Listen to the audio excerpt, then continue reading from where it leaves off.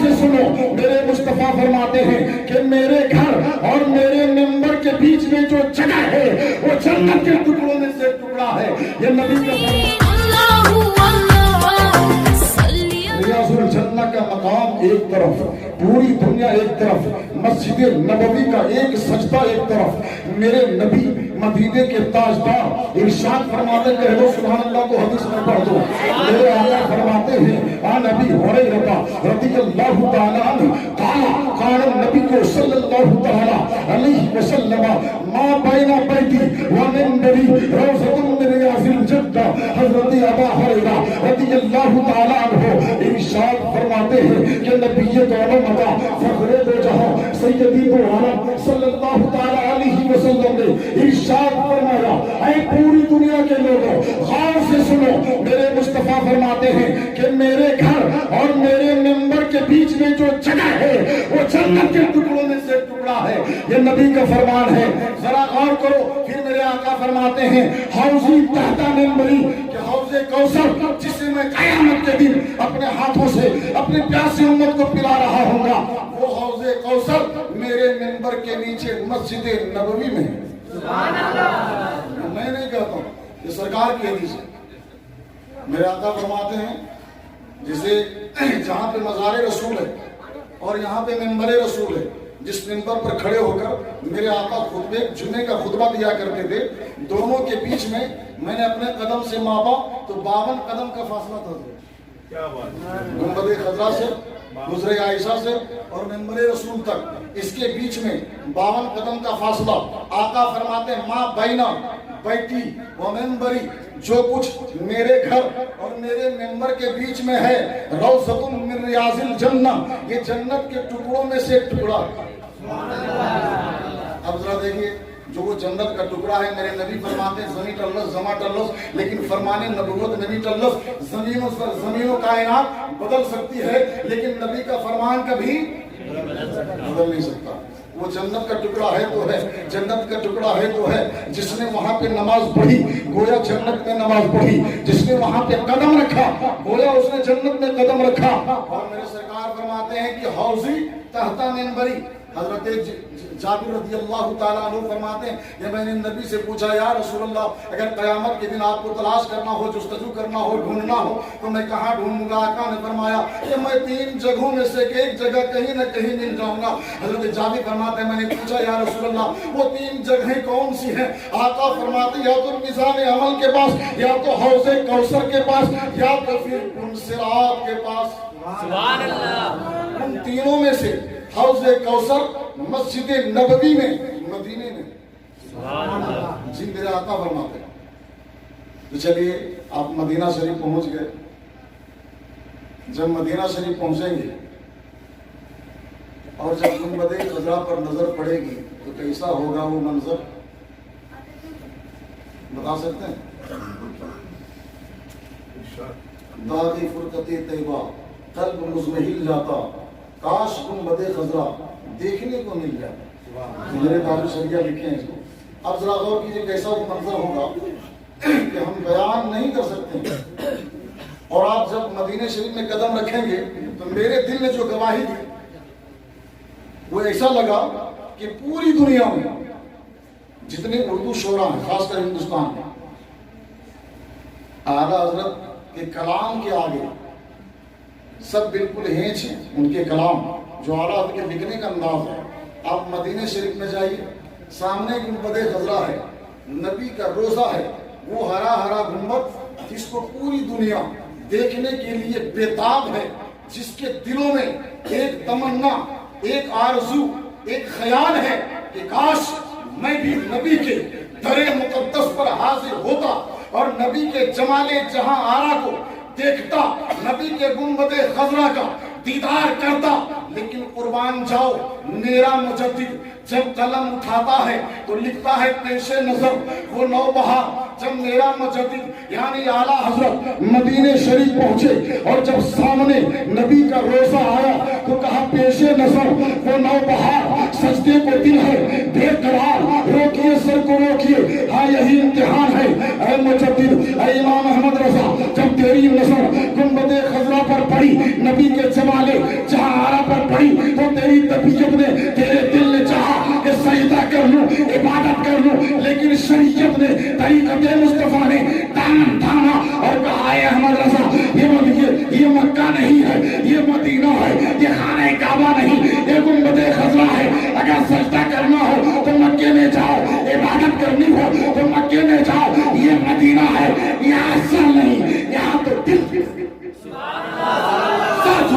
हो तो मक्के में जाओ, दिल झुकाना हो तो दरे मुस्तफा में जाओ। तब तो आला हज़रत ने फरमाया कि काबे के बदूर तो जा, तुम पे करोड़ों दरूद, तैयबा के शमसुल दुहा तुम पे करोड़ों दरूद, और कोई गैर क्या तुमसे नेहा हो भला, जब न खुदा ही छुपा तुम पे करोड़ों। यकीनन आला हज़रत का एक एक शेर आप पढ़िएगा तो आपको यूं लगेगा कि हम नबी की गलियों का नजारा कर रहे हैं। बिल्कुल इश्क व मस्ती में डूबकर, नबी की मोहब्बत में खोकर, हदीस की रोशनी में, कुरान की रोशनी में जो आला हजरत ने लिखा है उसका जवाब नहीं है। आपने तो शेर सुना होगा वो जो लम याती नज़ीरो कफी नजरिन मिसले तो शुद्ध न पैदा जाना, जग राज के ताज तू रे सरसों है तुझको शहे दूसरा जाना। जो आला हजरत ने कहा दूसरे मकाम पर कहते हैं यही बोले सिदरा वाले, चमने जहां के थाले सभी मैंने छान डाले, तेरे पाए का न पाया और हुस्न यूसुफ तने ईसा यदे बैसादारी, आंचे खुबा हमादारन तू तन्हा दारी, चूम कर कदमे नबी बोले ये जिब्रील अमी, या नबी आप सा कोई नहीं। हकीकत तो यही है कि मेरे नबी की तरह पूरी कायनात में कोई नहीं। और मैं ये कह रहा था कि माहौल के बनने और बिगड़ने में उलमा का ही हाथ होता है। किसका हाथ होता है? अगर मैं आपको सही बात बताऊं बगैर डरे हुए, यहाँ तो डर रहता है कि जहां मुक्तदी को बोला तो मेरी नौकरी गई, नहीं होता है डर, बोले ना भाई होते। तो मैं ये कह रहा था कि नबी ने 40 साल की उम्र में अपनी नबूवत का ऐलान फरमाया। कितनी उम्र में? 40 साल के बाद।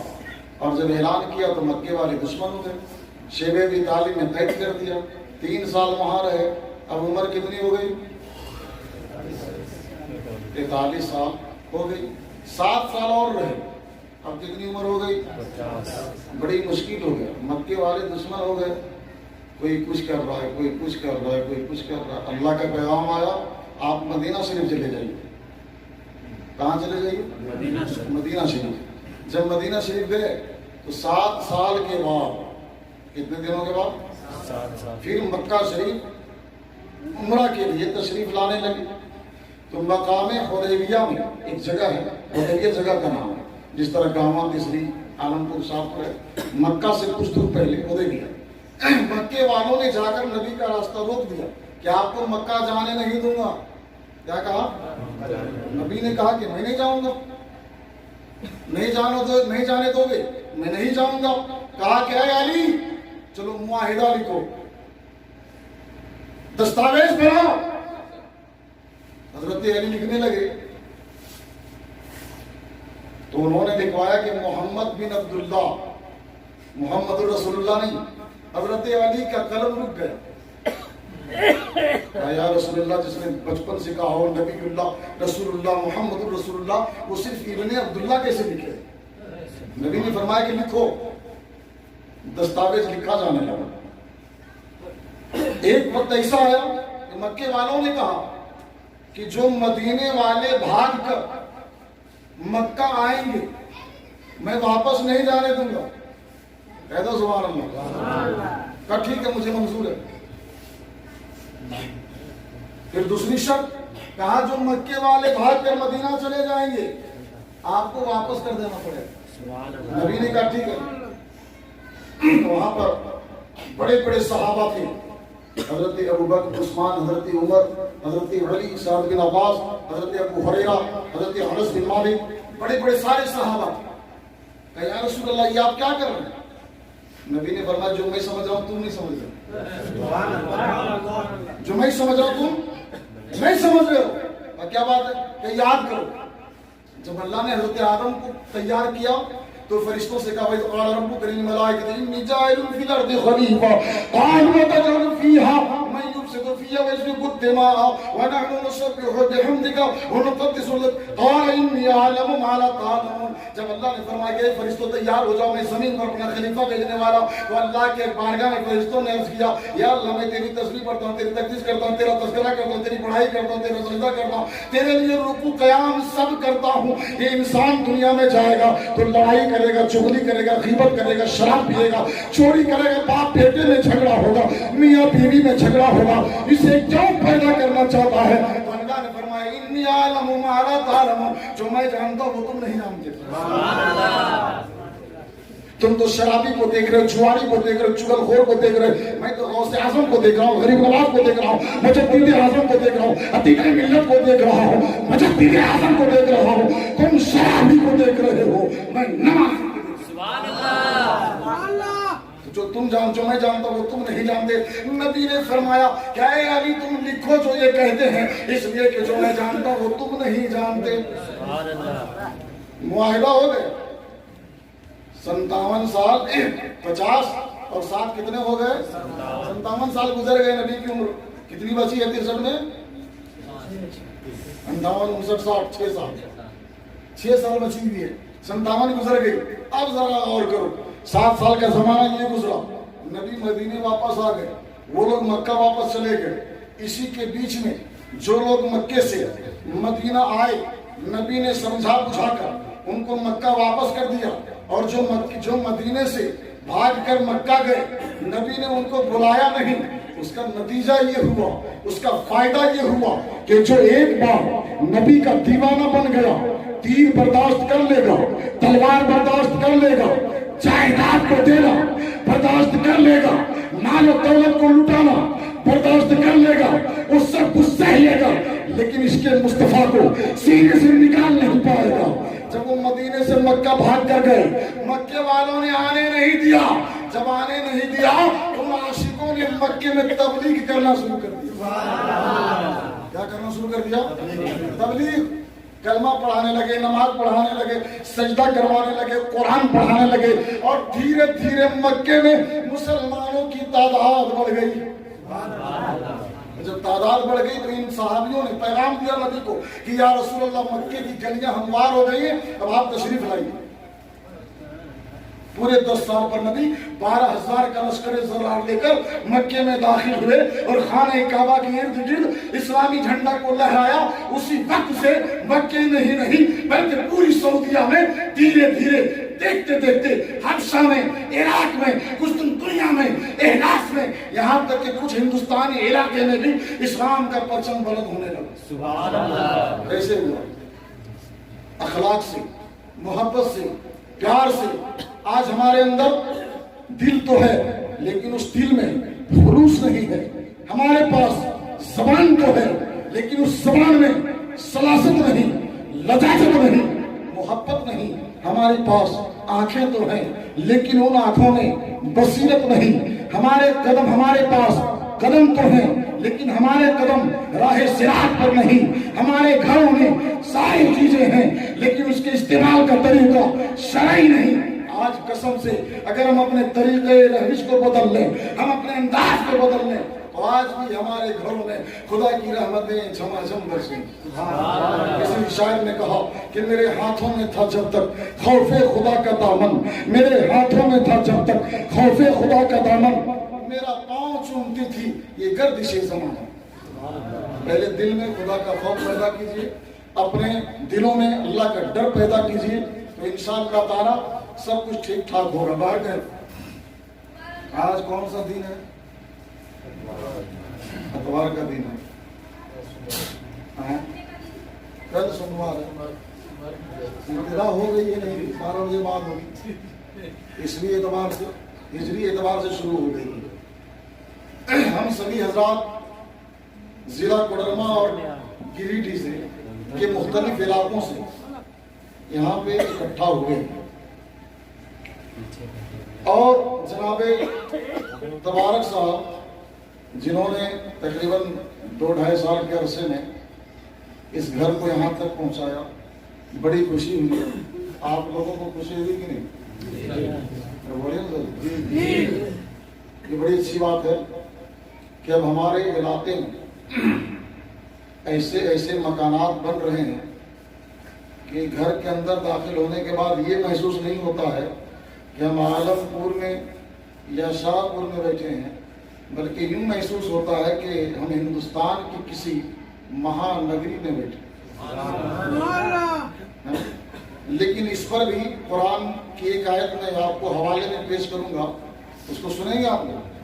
ختم کر دیں، کیونکہ میرے پاس اتنے مضمونات ہیں اصلاح کے تعلق سے کہ میں خود نہیں بیان کر سکتا۔ میں بچپنے میں جب پڑھا کرتا تھا تو روزانہ ایک حدیث شریف یاد کر کے اپنے استاد حضرت علامہ و مولانا مناصر اہل سنت طاہر حسین صاحب کے مصباحی کو سنایا کرتا تھا۔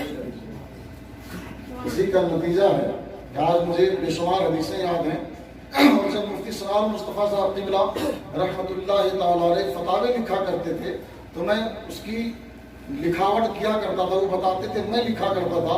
یہ بچپنے سے میرا مشغلہ رہا، جس کا نتیجہ آج یہ ہے کہ میں کسی بھی فتوے کو بہت جلدی اور بہت تیزی کے ساتھ لکھ لیتا ہوں۔ محدث کبیر صاحب قبلہ جو اعلیٰ یہ حضور مفتی سنار مصطفیٰ صاحب کے بڑے بیٹے ہیں اور حضور صدر الشریعہ رحمۃ اللہ تعالیٰ علیہ مصنف بحار شریعت کے دوسری بیوی سے بڑے صاحبزادے ہیں، کہہ دو سبحان اللہ۔ ان سے کافی زانوے تلمیذ طے کرنے کا موقع ملا۔ آج ان کی برکتیں ہیں کہ میں آپ لوگوں کے سامنے کچھ صحیح باتیں بیان کرنے کی کوشش کر لیتا ہوں اور میں کچھ لکھنے کی جرت کرتا ہوں۔ اللہ تعالی ہم لوگوں کو بھی نیک کام کرنے کی توفیق عطا فرمائے۔ آمین۔ اور تو میں یہ بتا رہا تھا کہ آج سے 20 سال پہلے 30 سال پہلے ہمارے علاقے کی جو حالت تھی وہ کسی سے چھپی ہوئی ہے کیا؟ بولے نا بھائی، سب ہاتھ لپسی گوندلی بات توڑا توڑا کھا کے گزارا کرتے تھے کہ نہیں؟ بریانی کا نام نہیں سنا تھا آپ لوگوں نے، سنا ہوگا خوابوں خیالوں میں، بڑی خوشی میں تو پلا بن گیا۔ لیکن آج کون ایسا کھانا ہے جو شاہپور میں، عالم پور میں، گاوا میں، ڈسٹرکٹ کوڈرما کے خطے میں، ضلع گریڈی کی گلیوں گلیوں میں، ہندوستان کے چپے چپے میں نہ بنتا ہو؟ کل جو کھانا مدراس میں بنا کرتا تھا آج وہی کھانا عالم پور میں بن رہا ہے۔ کل جو کھانا سعودیہ میں، دبئی میں، قطر میں، ریاض میں، انڈونیشیا میں، ساؤتھ افریقہ میں بنا کرتا تھا آج ہمارے گلیاروں میں بن رہا ہے۔ کیوں؟ آج سے 1400 سال پہلے جب میرے نبی شیبہ کی تعلیم میں قائد تھے تب خدا نے پیغام دیا تھا، جب میرے نبی کا چہرہ پژمردہ ہوا، میرے نبی کا چہرہ غمگین ہوا، جب میرے نبی مایوس ہوئے تو اللہ نے جبریل کو پیغام دیا اور فرمایا کہ اے جبریل مکے میں جاؤ اور میرے مصطفیٰ کو پیغام دے دو۔ خدا نے فرمایا وَالضُّحَىٰ وَاللَّيْلِ إِذَا سَجَىٰ مَا وَدَّعَكَ رَبُّكَ وَمَا قَلَىٰ وَلَلْآخِرَةُ خَيْرٌ لَكَ مِنَ کہہ دو سبحان اللہ۔ اللہ نے فرمایا کہ اے جبریل جا کر میرے نبی سے کہو وَلَلْآخِرَةُ خَيْرٌ لَكَ مِنَ الْأُولَىٰ، کہ میرے محبوب تکلیف نہ کرو، غم نہ کرو، دکھی مت ہو، تم اتنا سوچ لو کہ ہر آنے والا دن تمہارے لیے پچھلے دن سے بہتر ہوگا، پچھلے دن سے بہتر ہوگا۔ مکے میں اسلام پھیل نہ سکا، مدینے گئے، پوری دنیا میں اسلام پھیلا۔ ہماری مسجدیں کل کچی تھیں آج پکی ہیں، ہماری مسجدوں میں کل مٹیاں لگی ہوئی تھی آج ٹائلز ماربلز لگے ہوئے، سب کچھ ہے۔ کوئی کمی ہے ہمارے گھر میں؟ کچھ نہیں۔ یہ اللہ کا فرمان ہے، انشاءاللہ تعالیٰ آنے والے زمانے میں ہمارے گھروں میں اور برکتیں ہوں گی، ہمارے نوجوانوں میں اور برکتیں ہوں گی، ہمارے زمانے کے لوگ اور ترقیاں کریں گے۔ یہ دعا ہے کہ جتنے لوگ اس محفل میں ہیں اللہ تعالیٰ سب کے گھروں میں برکتیں عطا فرمائے۔ شاہ پور کی بستی پر اللہ تعالیٰ غوث اعظم، دیگر اولیاء کرام، صحابہ کرام، انبیاء و مرسلین کے قدموں کی برکتیں عطا فرمائے۔ ہمارے جو علماء ہیں عالم پور، شاہ پور اور اس کے آگے کون بہت پور، ہمارے جو علماء ہیں جو رات دن محنت کرتے ہیں، حقیقت یہی ہے کہ اگر آپ اس پر غور کیجئے کہ اگر علماء نہیں ہوتے تو دین کا کیا ہوتا؟ صحیح بات ہے کہ صحیح بات نہیں؟ اگر علماء نہیں ہوتے تو دین کا کیا ہوتا؟ اگر اسماعیل بخاری رحمۃ اللہ تعالیٰ علیہ نہیں آئے ہوتے تو بخاری شریف کس نے لکھی ہوتی؟ علماء فرماتے ہیں امام بخاری رحمۃ اللہ تعالیٰ علیہ کو 6,66,686 حدیثیں ما روایت زبانی یاد تھی. اور یہیں تک نہیں، جب امام بخاری رحمۃ اللہ تعالیٰ علیہ حدیثیں لکھا کرتے تھے، بخاری شریف جب لکھا کرتے تھے تو رات کو سو جاتے، درود شریف پڑھتے پڑھتے نبی خواب میں تشریف لاتے، واہ مقدر نبی خواب میں تشریف لاتے.